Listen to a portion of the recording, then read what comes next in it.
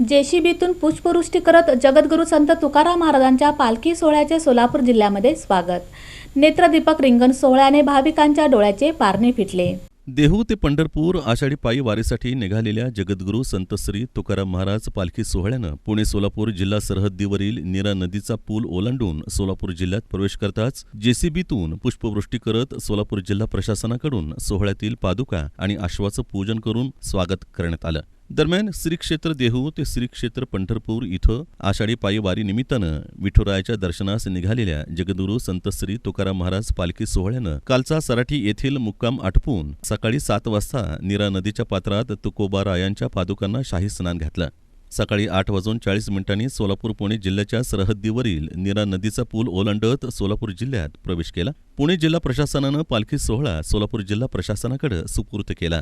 पालखी सोहळा सोलापूर जिल्ह्यात येताच सोहळ्यावर जेसीबीतून फुलांची उधळण करत जिल्ह्याच्या वतीनं शासकीय स्वागत करण्यात आलं.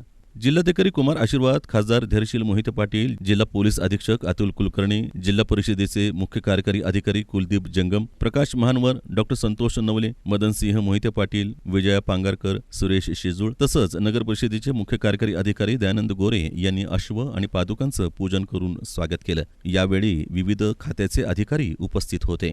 पालखी सोहळा अकलूज शहराच्या गांधी चौकात येताच फटाक्यांच्या आतषबाजीत अकलूजकरांच्या वतीनं माजी उपमुख्यमंत्री विजयसिंह मोहिते पाटील, नंदिनी मोहिते पाटील, माजी सरपंच शिवतेज सिंह मोहिते पाटील यांनी पादुकांचं पूजन करून स्वागत केलं.